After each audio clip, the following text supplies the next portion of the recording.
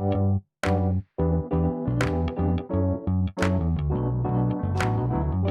by Riverside.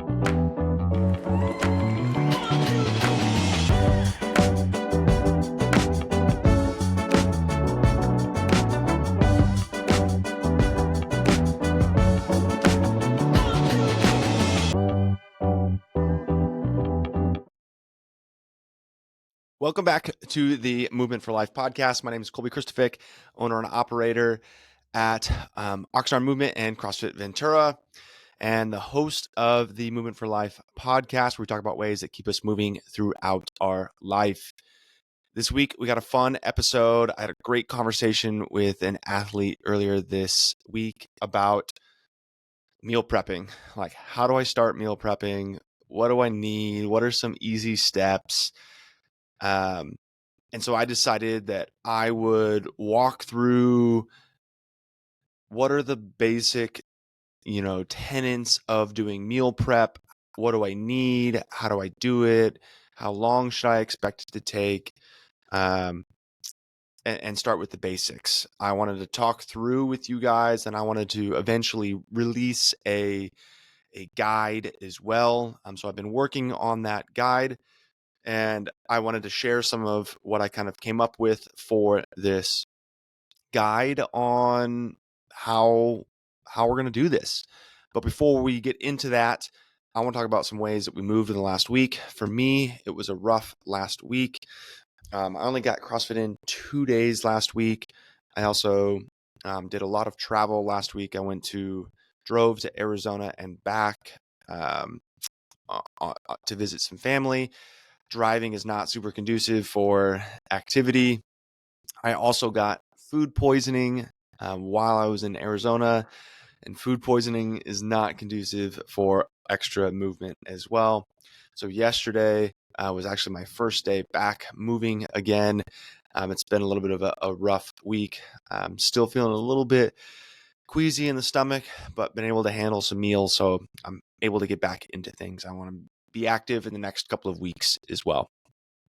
I want to hear what you guys are doing to move throughout the week, but let's jump right into this. Meal prepping. What? It can seem like a very simple thing. It can seem like a complicated thing. It can seem overwhelming. It seems like there's too much to do. There's not enough to do.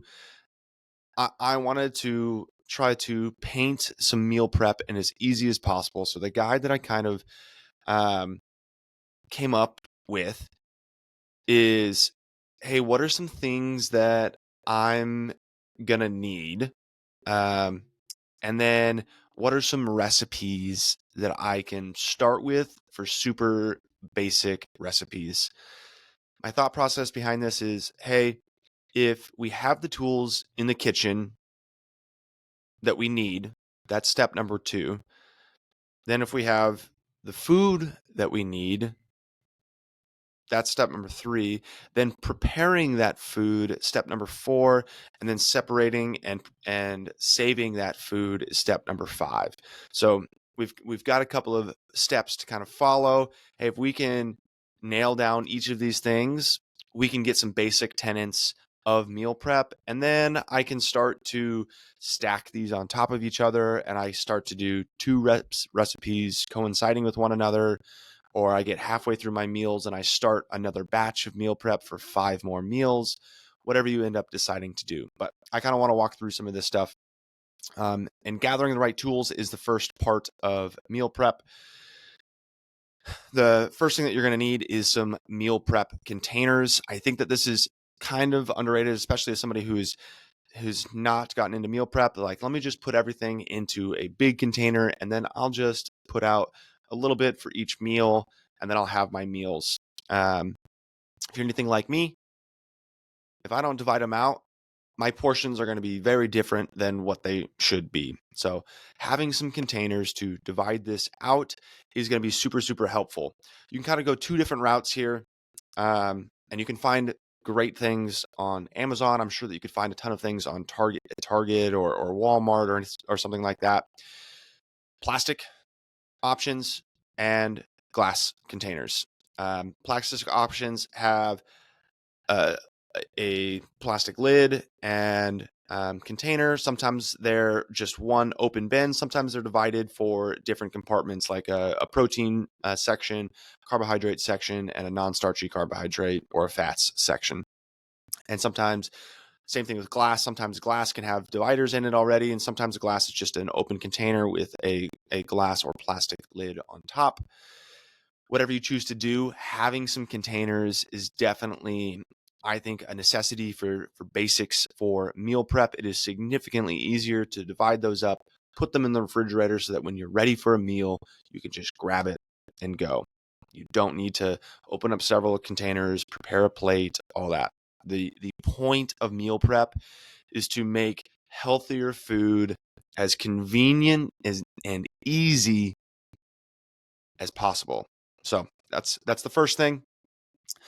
Some other things that you're going to need is some sort of knife and cutting board. So you need some sort of kitchen knife at home. You need some sort of cutting board at home. You're going to need at least one sheet pan. If you don't have a sheet pan, you need to get a sheet pan. Having a couple of these can kind of be helpful as well. A non-stick skillet or saute pan.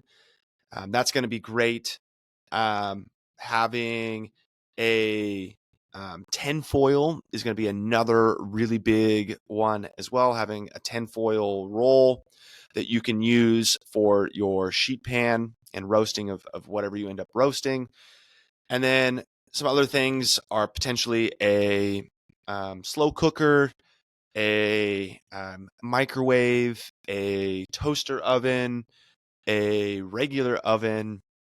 The more of those things that you can have at your disposal, the easier it's going to be. The oven is probably going to be your bare minimum necessity, but potentially having a slow cooker could be a great option as well. An Instapot is a good option for a lot of recipes as well. Potentially a food processor, maybe even an air fryer. You can get crazy, but an oven is our bare necessities for that sort of thing. So that's the right tools. We need some meal prep containers, and we need kitchen essentials. Once you've got those dialed down, we need to figure out, okay, what are we gonna cook? So I kind of came up with 3 different lunch/dinner recipes. You could choose to do this with any sort of recipe. You could do it with a breakfast recipe, a lunch recipe, and a dinner recipe. What I wanted to do is kind of follow the plate method, where I've got some non-starchy carbohydrates. I have a little bit of starch, and I have some sort of protein in there as well, with a little bit of fats. So that's how I'm kind of building these meals, but you can choose to find and search different meals. But my goal is, okay, I've found a meal. Now I need to figure out how I'm going to get enough ingredients to make 5 of these meals. So the 3 different meals that I've come up with is chicken, broccoli, and sweet potatoes. The next one is turkey meatballs, zucchini noodles, and marinara sauce, a healthy version of spaghetti and meatballs. And then another one is salmon, asparagus, and quinoa. So those are my 3 meals. I want to take a look through each of these 3 meals now, and I want to go through, okay, what am I going to need for each of these meals? What do I need to buy from the grocery store? How am I going to prepare it? So we'll walk through each of these one at a time. And once I have this guide, you guys will actually get a digital version of this entire thing as well. But for chicken, broccoli, and sweet potatoes, you're going to need 5 chicken breasts. Typically, a chicken breast container is going to come in either 2 or 3 chicken breasts. You're going to need 5 chicken breasts. That means that you could buy 1 extra or 2 extra and split. But you're going to need 5 chicken breasts. You'll have 1 per meal. You're going to have 2 large heads of broccoli, or 5 cups of pre-chopped broccoli. A lot of times at a Costco or Walmart or wherever you're buying groceries, there's an option to buy pre-cut broccoli that you can use as well. 5 medium sweet potatoes, and then some seasoning stuff. So olive oil, salt, pepper, and garlic powder. that is all that you need for this. Super simple. What is that? 3 different ingredients and some seasonings. Very easy. Okay, what do we do? Well, once we've got those ingredients, we've come back home. What do we need to do? First thing that we need to do is cook chicken. Season the chicken with olive oil, salt, pepper, and garlic powder. Then we're going to turn on the oven at 375, and we're going to bake that chicken for 25 minutes, or saute it. If you'd rather do it in a pan, you can saute it as well until it's all the way cooked through. Make sure that you're cooking your chicken all the way through here. 375 for 25 minutes should get you a nice and crisp chicken that's cooked all the way through, but you also don't want to be undercooking your chicken. So make sure that you get a little bit of play with that. The next thing that you want to be doing while your chicken is cooking is preparing the sweet potatoes. You're going to peel and dice the sweet potatoes. You can choose not to peel the sweet potatoes if you don't want. You can just dice them. These we're going to toss in olive oil, salt, and pepper, and we're going to roast at 400 degrees for 30 minutes. So this is where having 2 of these baking sheets is going to become more and more handy. We can play the 2 of these. We could bake that chicken. We could go up to 385 or 395, and we can put the chicken and the sweet potatoes in at the same time. Or we can choose to do the sweet potatoes and the broccoli together. So the chicken separate, let it sit, and then put in my broccoli and sweet potatoes. My broccoli, I can over steam. I can cut the broccoli if it's not already cut, or I can toss it in some olive oil, salt, and pepper. And then the broccoli is going to go 15 to 20 minutes at the 400 degrees. So if we want to go the sweet potatoes and broccoli together on 2 different baking sheets inside the oven at the same time, this could be a really good option. About halfway through there, I would switch which tray is on top, which tray is on bottom, just so you can kind of get an even cook on the broccoli and the sweet potatoes. Okay, now once the chicken has been cooked, we're pulling out the sweet potatoes and the broccoli. We got to divide these meals up into our meal containers. So we're going to pull out all 5 of our meal prep containers, and we're going to put 1 chicken breast in every single container. And then I'm going to divide up evenly my broccoli and sweet potatoes into each of the 5 different containers. Once I've divided them up, I'll lid them up and put them right into the refrigerator. Simple as that. Let's walk through another meal here. Let's talk about the turkey meatballs, zucchini noodles, and marinara sauce. First thing that you need to buy, list of ingredients. We've got 1.5 pounds of turkey. We've got an egg, which you're probably going to end up buying 6 eggs. I'm not sure if you can buy a single egg at a grocery store, but you can buy 6. Some breadcrumbs. This is if you've got a loaf of bread at home. You need about a 1/4 cup of breadcrumbs. This is an optional piece, but it's kind of nice in some ground turkey. 5 medium-sized zucchinis, 1 jar of our red marinara sauce, Italian seasoning, salt, and pepper. First thing that we're going to do here is make the meatballs. We're going to combine the turkey, the egg, the breadcrumbs, Italian seasoning, salt, and pepper into a mixing bowl, and we'll mix this preferably with our hands. Yes, you're going to get a little bit dirty, but you're going to mix these all together in a mixing bowl, and then you're going to make little meatballs, probably 1 inch in diameter, and we're going to bake those small little meatballs at 375 for 20 minutes. Once the meatballs are done, we can put them out to the side, and we're going to prepare some zucchini noodles. Or while your meatballs are cooking, we're going to prepare those zucchini noodles. So we're going to use a spiralizer or a vegetable peeler to make some zucchini noodles. You're going to lightly saute the zucchini noodles in a saute pan for 2 to 3 minutes with some olive oil, maybe some salt as well. Just get a little bit of tenderness on the zucchini noodles. And then in that same saute pan, we're going to add the marinara sauce right into it with low heat. So on low heat, you'll go from the saute for the zucchini noodles, low heat, add some marinara sauce, and heat them up. That can be happening at the same time that your meatballs are finishing. Then the last thing that we need to do, once you've heated your marinara sauce, those zucchini noodles are done, and the meatballs are done, we're going to divide this up into 5 different meals. So we're going to get our meal prep containers out. We'll lay out 1, 2, 3, 4, 5. We've got 5 meal prep containers out. We're going to put our scoop of zucchini noodles, marinara sauce, add the meatballs. 1.5 pounds of turkey is probably going to give you between 2 and 4 meatballs per container. So 4 meatballs, 5 containers, that's about 20 different meatballs. Once you put them all laid out in our containers, we can lid them up, put them right in the fridge. Let's look at one more meal here. We've got salmon, asparagus, and quinoa.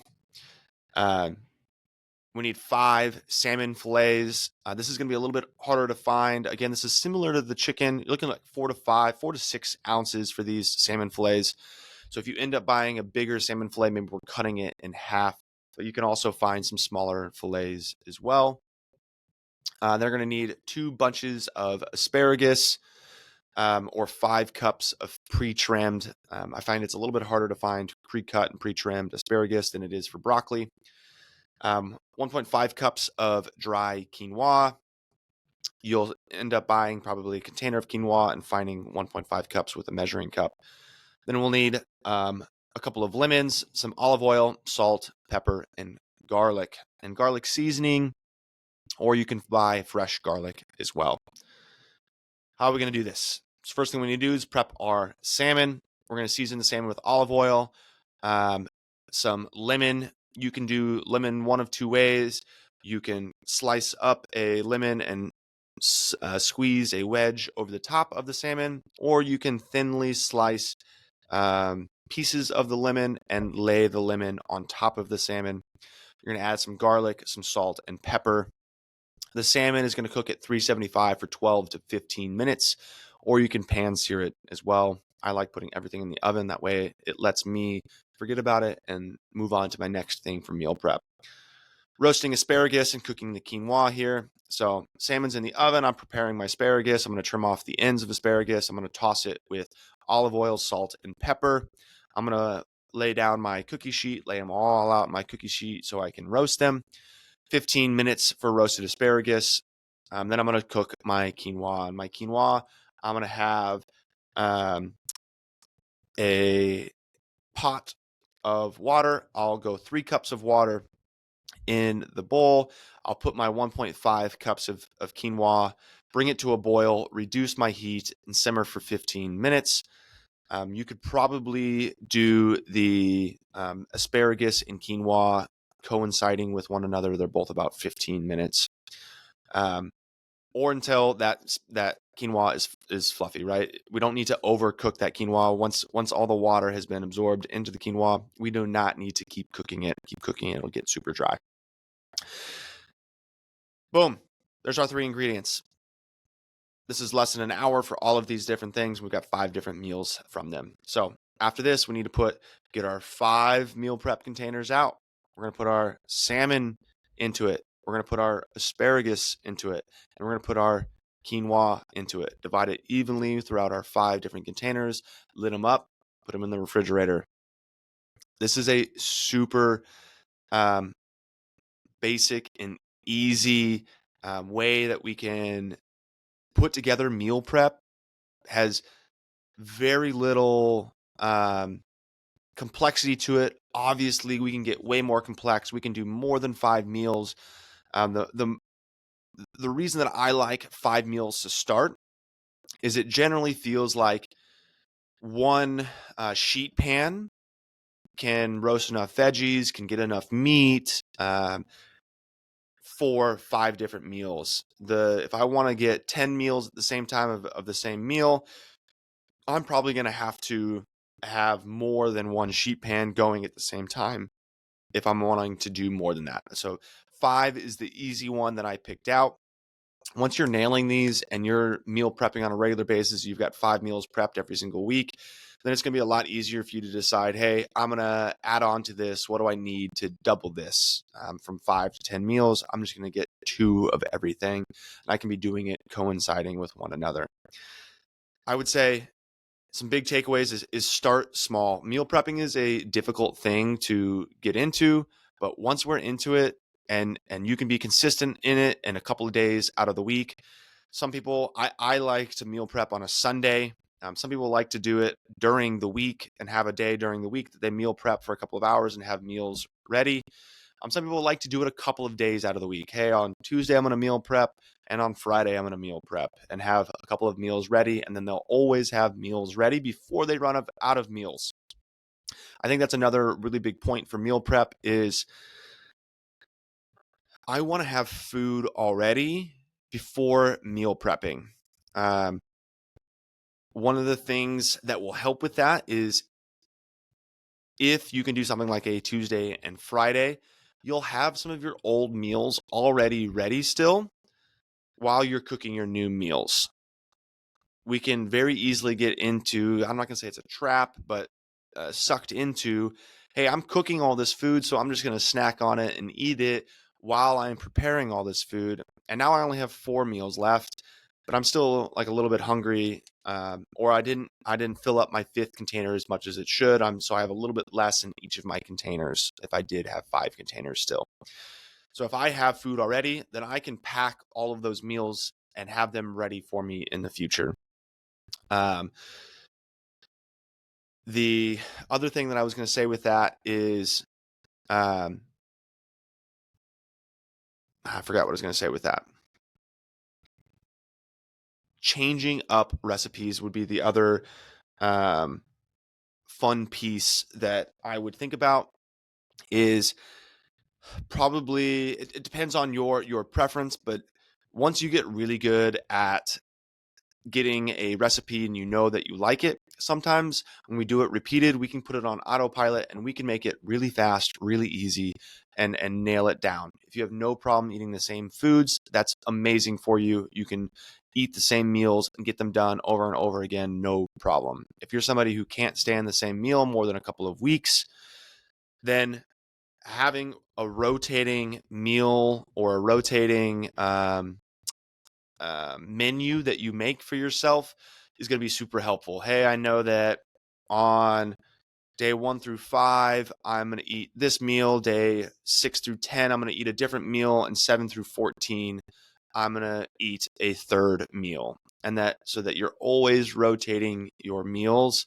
That kind of helps starve off some of the monotony of, or the, I forget what they call it, like taste fatigue or food fatigue of eating the same meal over and over again.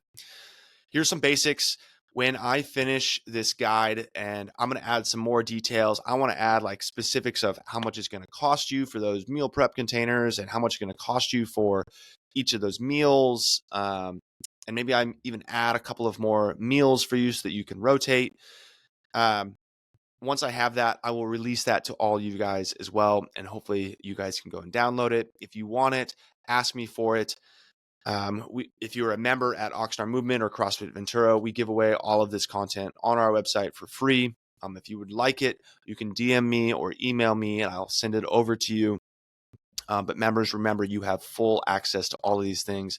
Once I get it up, I'll probably attach it somewhere in here so that there's a link for you guys all to see it. Happy Thursday. Stay moving. We'll see you next week.